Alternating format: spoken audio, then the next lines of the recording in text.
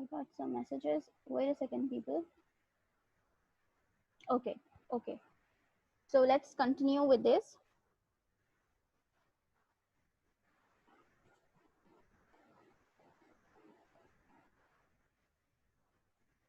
So you have to remember this sweat glands for the purpose of MCQs, okay? That these sweat glands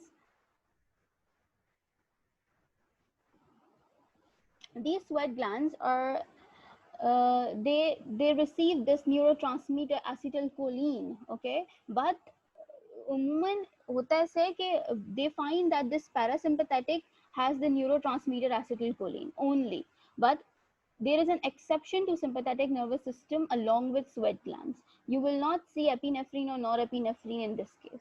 So just keep this thing in mind. This is the most important and most commonly asked MCQ. Okay. Let me make this picture a bit zoom. You can even pinch your screen if you find it short. Okay.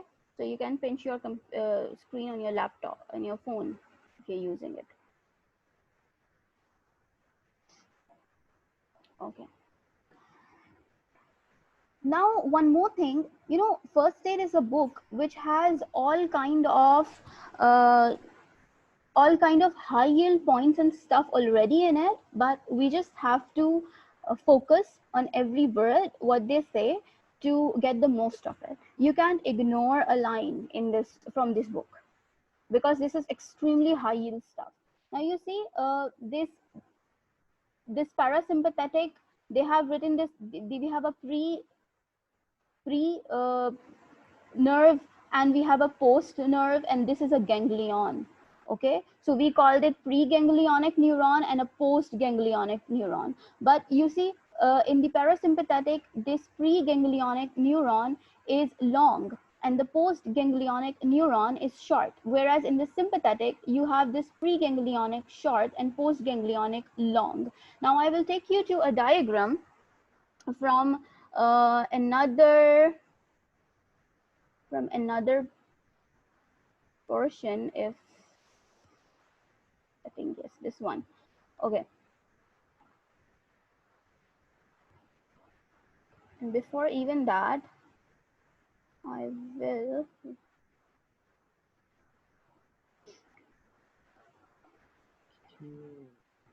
please mute your mic, Ahmad.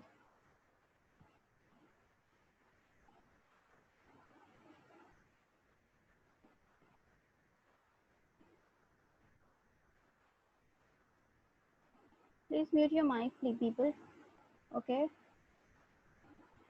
I'm just hopping into my notes for you.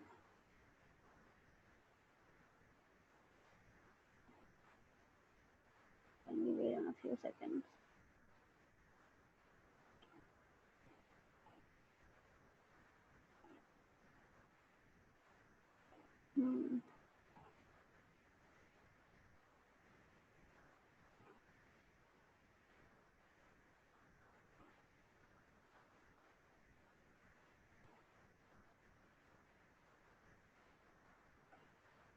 Okay, see this picture, people.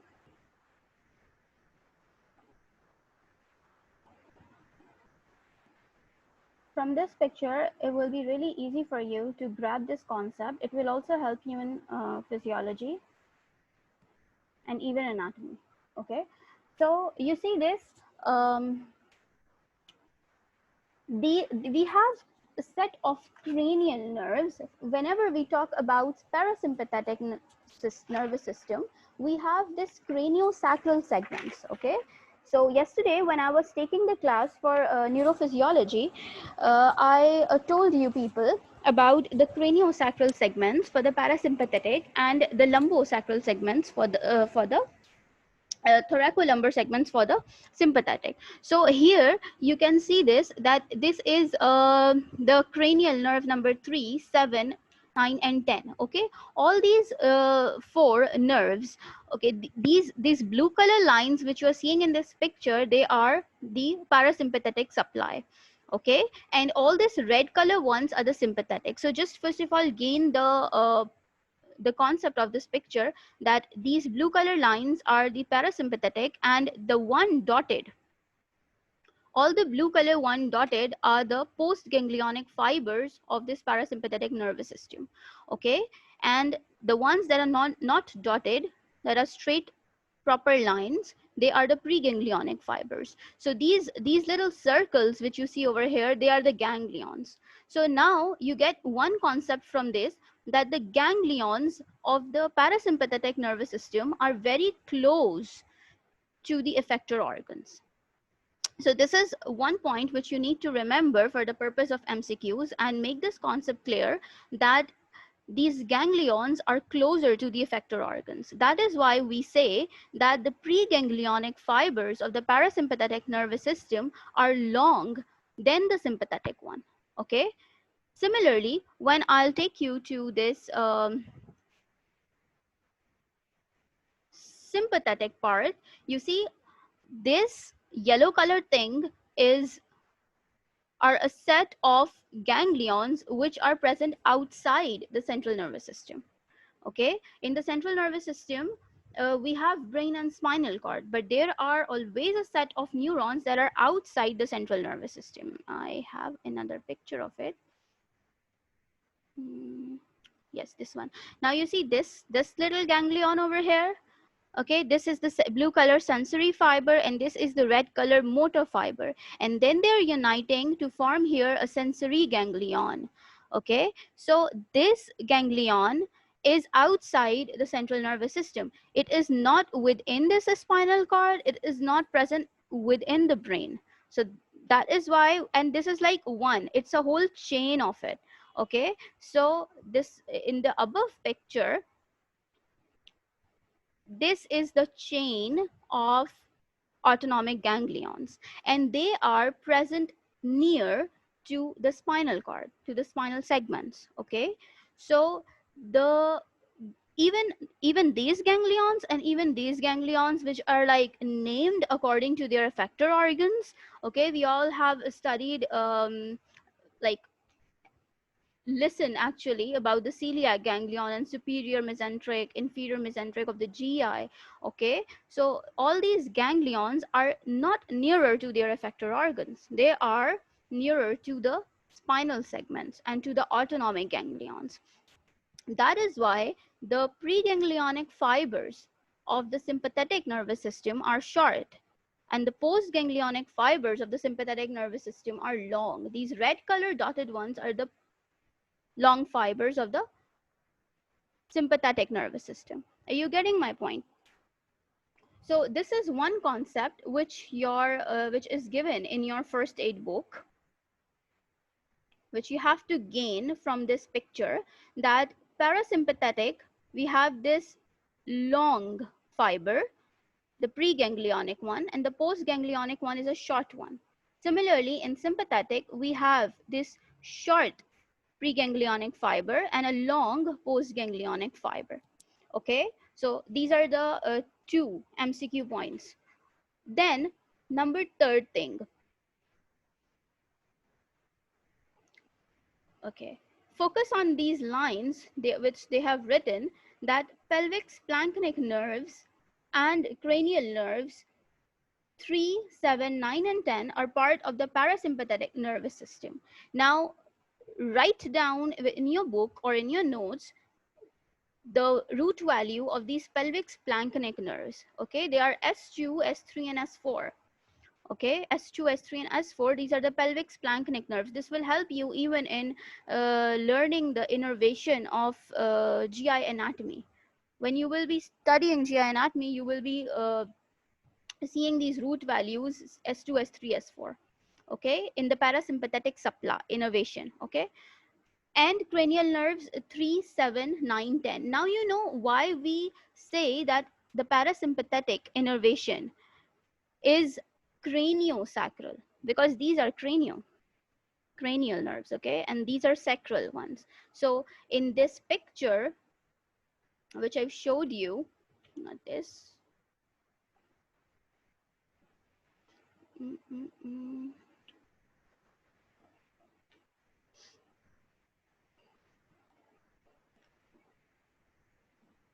in this picture which I've showed you,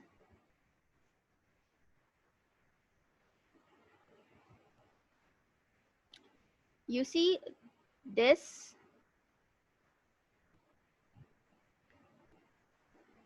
S2, S3, S4, these are the sacral segments, and from them these nerves are arising that are actually innervating to the bladder, the rectum, and the descending part of the large intestine, the descending colon, sigmoid colon, okay? Also the urinary bladder and also to the rectum, plus the genital organs, plus these genital organs, okay? So these are the pelvic splanchnic nerves, and you have to remember their root value along with the effector organs, okay? Then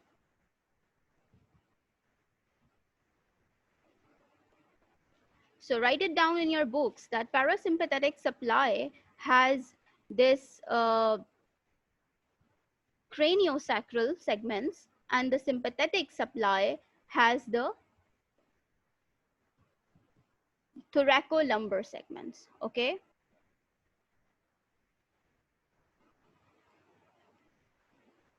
Okay. So moving on back to the first aid book, you got these 2 points. You can just write it over here or anywhere in your book, okay? Then let me tell you about these effector organs. So you should know that not all smooth muscles or cardiac muscles, you know, are innervated by the parasympathetic. They also have dual innervation, that is what we call sympathetic and parasympathetic.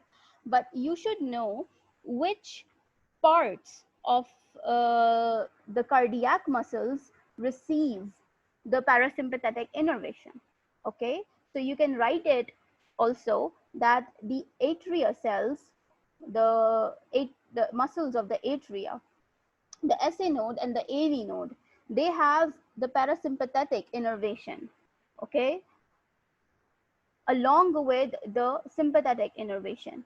And your heart works as a synticum, okay? Some people say it's syncytium, so like it is like synticum, that is it does not depend on the autonomic supply more. Your heart is stimulated, it has a separate electrical activity, but we do have these drugs which can control that when it like goes out of order, for example in a patient with arrhythmias. So at that moment you need because you know that these receptors are present over there, then they helps you in controlling the heart rate and rhythm at that particular point. But in a normal human being like me, like you all, we do not have uh, the influence of this autonomic nervous system on cardiac muscles more, okay? So this is also another important point which you should know at this particular level. Then whenever you see this word smooth muscle written in first aid, basically there are a lot of smooth muscles present in your body, like respiratory, cardiac, urinary, not cardiac, sorry, they are cardiac muscles, respiratory, bronchial muscles, okay? The whole internal lining of your gut, GI, okay? Also your bladder, the detrusor muscle, okay? Also the muscle of the uterus, okay? The vascular lining, the endothelium. So this all is, and many more, this all are smooth muscles. So whenever you see smooth muscle written over here, your mind should pop up with all those areas of your body, all those organs, okay? Then let's move to this these neurotransmitters. So up till now, you're clear with the parasympathetic nervous system at the preganglionic end releases this acetylcholine, and also at the postganglionic end releases this acetylcholine. But when we talk about sympathetic, you see all of them are acetylcholine at the preganglionic ends, but at the postganglionic ends, you see acetylcholine only in sweat glands, and that is the most favorite MCQ that I have been asked so far. Along with that, do remember the renal vasculature. Kidney has D1 receptors, okay? So this is also like different from others, so that is why this is important as well. Now, always there is an exception to the adrenal medulla, okay? We have an endocrine gland that is situated just above our kidney, okay? That is what we call adrenal gland. Now, it has adrenal cortex and a medulla. So the medulla is the inner portion, okay? And it is comprised of chromaffin cells. So you can kind of write it in your book. Now, these are some very good images from your Snell neuroanatomy book, okay? Snell neuroanatomy book. These are very good images. So I'll just, basically I use these images for neurophysiology, but I'll explain you a bit from here about the adrenal gland. Okay, now you see, this is the thoracic segment of the spinal cord, okay? And just remember, these blue color ones are the parasympathetic and red color ones are the sympathetic. Now I'll make it easy for you. Just check this, that this upper part is the adrenal cortex, and this little small portion is the medulla. It has chromaffin cells, and it is highly complex, you know, with the neurons. Or the chromaffin cells have like lots of neurons. It's a bundle. So you see, only one fiber is just going to that area. There is no ganglion present here. Like, this is a celiac ganglion, it just passes through it, but it does not breaks off. The nerve fiber is not breaking off at this level as it is breaking off at this level for the kidney, for the cortex, okay? This is a preganglionic fiber, and then we have a postganglionic fiber. But in the case of adrenal, we have this whole long fiber that is just innervating this part. You do not see a postganglionic fiber in case of adrenal medulla, and that is another very important point. So in this picture of first aid book, you see this preganglionic fiber, and then it directly releases, gives off this acetylcholine and into the and activate this adrenal medulla, and from adrenal medulla, norepinephrine and epinephrine are released directly into the bloodstream. So okay, now why do these neurotransmitters directly go into this bloodstream? The reason is because they are endocrine. This is an endocrine gland, and the basic definition of endocrine gland is whatever the neurotransmitters it releases, they just go directly poured into the blood directly. They doesn't need any receptor. They don't need receptors, okay, to move into the blood. They just directly goes into the blood, and then when they reach to the effector organs where they have to work, then over there we have receptors.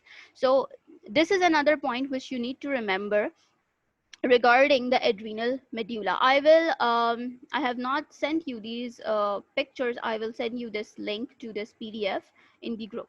Okay, so you can just have it, and this is a very amazing pictures of all the organs. So you see this renal ganglion, and having a preganglionic and a postganglionic end, and then it is like innervating the kidney for the sympathetic supply. But when you talk about the parasympathetic one, you see this nerve, the vagus nerve, the 10th cranial nerve, as I've showed you in the previous image. I think this one, yes, I've showed you in this image that we have 3, 7, 9, 10. So this number 10 is vagus, right? So this vagus is innervating your kidney. They have not shown it over here, like they've kind of missed the parasympathetic supply of kidney. They have showed small intestine, and then they've moved to here. But your kidney also have a parasympathetic supply. So it's in this picture, this there should be this one more line. Okay, so you have to make sure that you're getting these points. Okay, this vagus nerve is the parasympathetic supply of your kidney, but we do not have a parasympathetic supply of adrenal medulla. So just keep these things in mind. Now let's move to the first aid back again. Okay, so now here, when I'll talk about the receptors, you see, acetylcholine has two receptors. One of them is called nicotinic and the other one is called muscarinic. Okay, they are basically named after these substances like nicotine and muscarine. Okay, so nicotine is, we all know about it, but muscarine, most of the people don't know. It is a alkaloid. It is a kind of a poison that is present in the toadstools. Okay, so from there they have discovered this word muscarine. Okay, so we have in human body we have these muscarinic receptors that are that can be stimulated by this muscarine, that toadstool poison. So that's how they named that, but they eventually find out that this human neurotransmitter acetylcholine works on those. So that's how they came into existence. So we have these nicotinic and we have these muscarinic receptors. Now all the preganglions, okay, they all have these nicotinic receptors. You see these NN, NN, NN, NN, NN. Okay, these are the nicotinic receptors present on the preganglionic ends. But when we talk about the effector organs, we see a variety of receptors present over here. Now, in case of smooth muscles, gland cells, that is endocrine glands, okay, nerve terminals, like we are talking about the postganglionic nerve endings, okay, and the cardiac muscles. The atrial cells, the AV node cells, the SA node cells, okay, all of them have this muscarine receptor that receives acetylcholine. But at the preganglionic ending, you have nicotinic only. But when we move with sympathetic supply, the acetylcholine is received by this muscarinic receptor, but the norepinephrine and epinephrine, the receptors vary as with the organs. So you have to learn that which organ has which receptor. Okay, so in my these notes, I've kind of made a chart.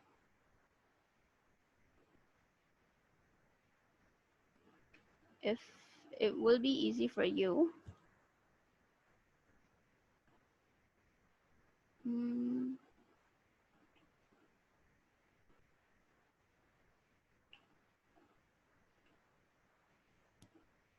Yes, over here. Okay. So you should learn and remember these locations and functions of the receptors. Once you will like memorize this, even if you know the location, the functions are easy. Okay, just you have to remember that either they are stimulating or they are inhibiting. Okay, so people, we will be running out of time in 10 minutes because our lecture is like going 40, but as soon as the meeting will end, everyone who has joined in over here, you people can rejoin back.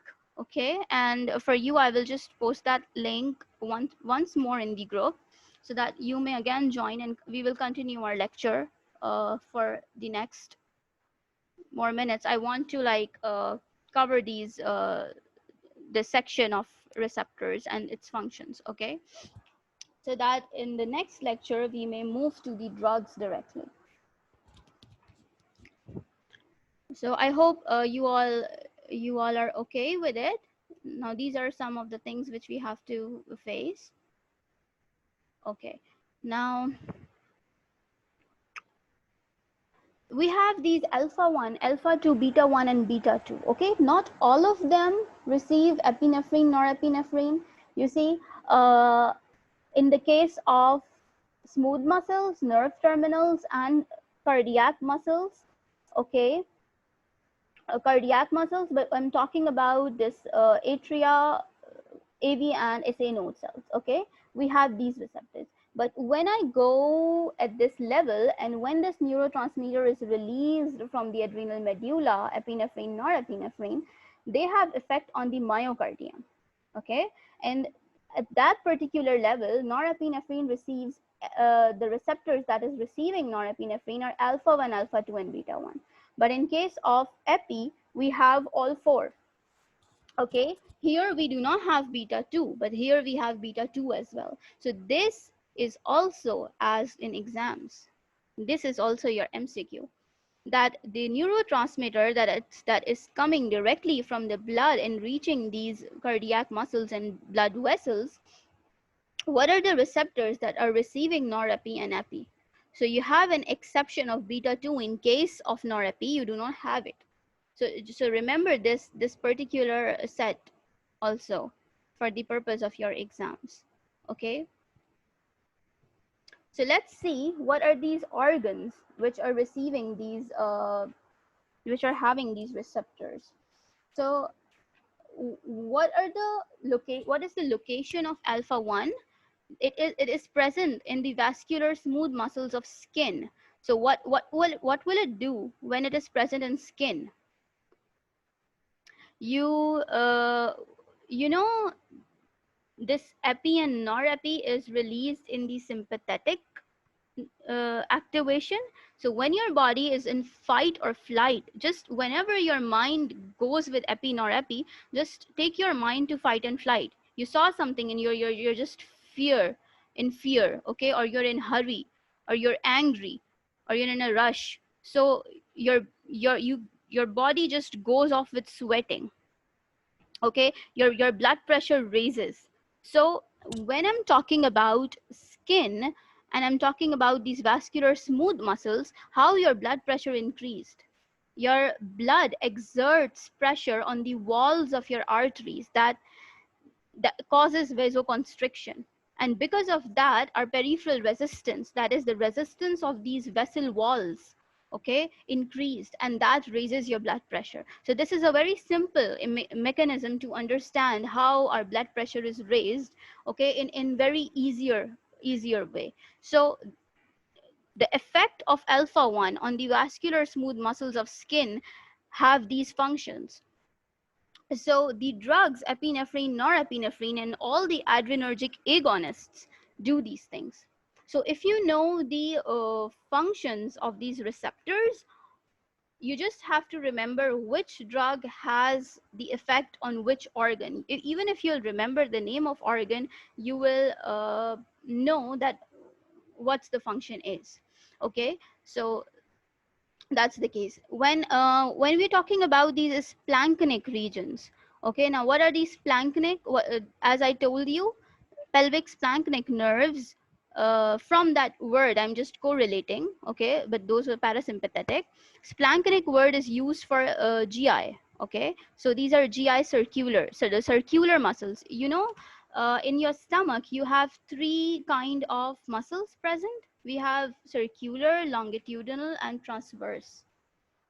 Okay, when you'll be studying GI anatomy, you will actually understand the concept of why nature has put in these three muscles in our stomach.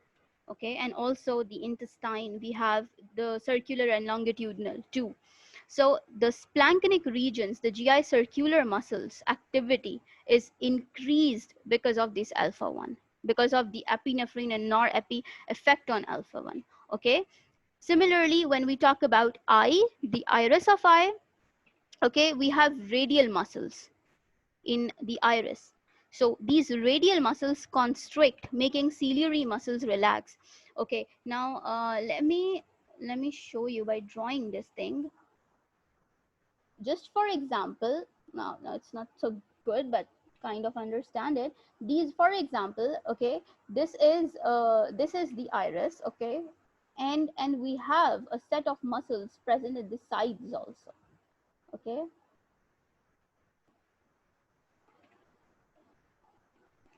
So this circle, these are the radial muscles are circular, okay?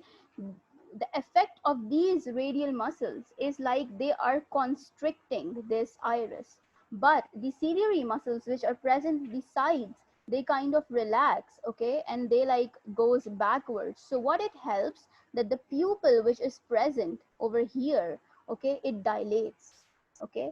So now you understand the mechanism, that it is like constricting and it is like relaxing. So it is helping this pupil to dilate, to, and that terminology is what we call mydriasis.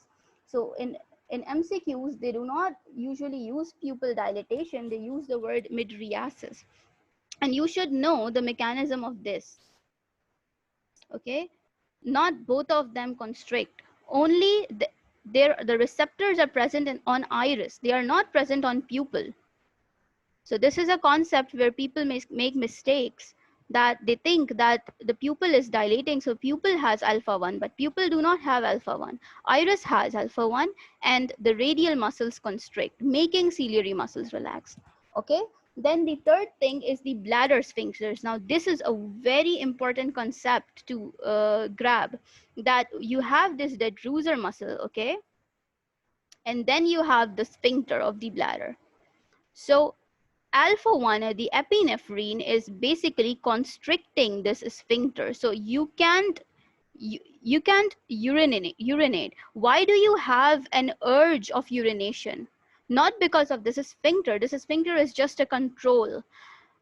When your bladder is filled up with urine, the detrusor muscle of your bladder has those Contract. please mute your mic. Kindly mute your mic, thank you. So these detrusor muscles have this sensation that receives that pressure. They have those pressure receptors present, okay, and that gives you an idea, okay, now I have an urge to urinate. So for the purpose of urination, what is the mechanism that goes on is your bladder sphincters relax and your detrusor muscles contract. It is also opposite, okay? The detrusor will contract and the sphincters will relax, that leads you to urination. But alpha 1 is constricting the bladder sphincters. So that means if the bladder sphincters are constricted, the detrusor muscles are relaxed.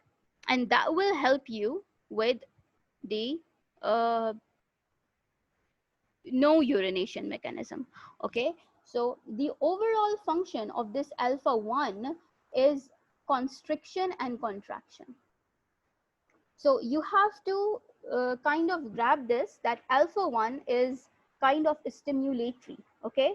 It is just a way to remember that it is either constricting or contracting. So when you will be studying in pharmacology about the adrenergic agonist drugs, okay, all the drugs that are acting on these particular organs will be having these effects, okay.